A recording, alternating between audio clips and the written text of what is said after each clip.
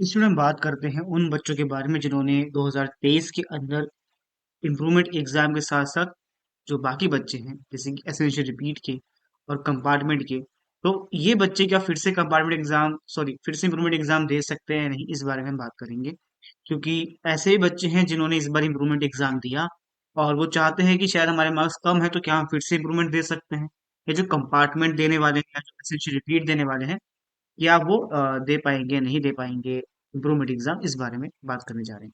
तो सबसे पहले हम बात करेंगे उनकी जो इम्प्रूवमेंट के बच्चे हैं, यानी कि जो इम्प्रूवमेंट एग्जाम इस बार दे रहे हैं, उनके साथ क्या रहेगा क्राइटेरिया, ठीक है, वो दे सकते हैं नहीं दे सकते, इस बारे में। तो अगर आप इम्प्रूवमेंट कैटेगरी के हैं और इम्प्रूवमेंट एग्जाम देने वाले हैं, तो इम्प्रूवमेंट एग्जाम अगर आप इस बार दे रहे हैं तो ध्यान रखना आपको इस बात का होगा कि जो इम्प्रूवमेंट एग्जाम होता है उसमें आपको सिर्फ एक ही चांस मिलता है जो 1 साल बाद होता है, और एक दूसरा चांस भी है जो आप रिजल्ट आने के 1-2 महीने बाद दे सकते हो, यानी कि एक सब्जेक्ट का दे सकते हो, वन सब्जेक्ट एग्जाम जो होता है, जो कि इस बार भी जुलाई के आसपास कंडक्ट होगा। एक सब्जेक्ट का ये दे सकते हैं और फिर आप अगले साल बाद दे सकते हैं, इसके अलावा फिर आप नहीं दे सकते, क्योंकि इम्प्रूवमेंट एग्जाम जिसने इस बार दिया है वो अब दोबारा इम्प्रूवमेंट एग्जाम नहीं दे पाएगा, क्योंकि एक ही बार मौका मिलता है। वो तो इस बार वो तो सीबीएसई के नए रूल आ गए हैं 1-2 साल से, तो अब 2 बार हो गया है। लेकिन जब हमारे टाइम में तो एक ही बार था, जो कि एक सब्जेक्ट वाला जो एग्जाम होता है वो पहले नहीं था, ये नया ऐड हुआ था। ठीक है, तो ये इम्प्रूवमेंट वाले बच्चों की बात हो गई। उसके बाद हम बात करते हैं जो कंपार्टमेंट के स्टूडेंट हैं, उनका क्या है। तो जो कंपार्टमेंट के बच्चे हैं, अब कंपार्टमेंट के जो स्टूडेंट्स हैं, अगर उन्होंने इस बार कंपार्टमेंट को पास कर लिया, यानी कि आप एक में कंपार्टमेंट दे रहे हो और आप पास हो गए, कुछ बच्चे ऐसे भी होंगे कंपार्टमेंट के जिन्होंने इस बार एसेंशियल रिपीट के कैटेगरी में फॉर्म भरा होगा, यानी कि कंपार्टमेंट आई थी लेकिन वो एक में ना दे के पांचों में दे रहे हैं एसेंशियल रिपीट वाला कैटेगरी को सिलेक्ट करके। वो बच्चे भी अगर पास हो जाते हैं और जो कंपार्टमेंट दे रहे हैं वो पास हो जाते हैं तो इम्प्रूवमेंट एग्जाम दे पाएंगे।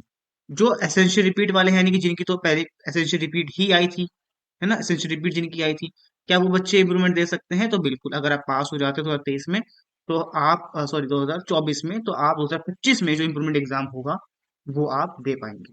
ठीक है, तो ये उन सभी के लिए जो अलग अलग कैटेगरी के बच्चे हैं वो इम्प्रूवमेंट एग्जाम दे सकते हैं। जो अभी अभी पास आउट होंगे, यानी कि जो 2024 में पहली बार पास होने जा रहे हैं, वो तो अगले साल 2025 में भी एग्जाम दे पाएंगे इम्प्रूवमेंट का।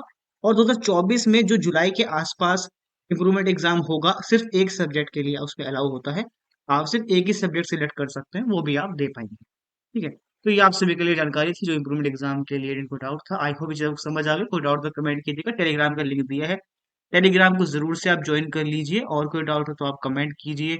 नहीं तो आप कॉल करना चाहते हैं कॉल भी कर सकते हैं। कॉल करने के लिए आपको कॉलिंग फॉर ऐप को डाउनलोड करना है, कॉलिंग फॉर ऐप का लिंक भी दिया हुआ है और डिस्क्रिप्शन में लिंक है। साथ में आईडी भी दिखी हुई है, विबग्यो क्लासेस @CF4।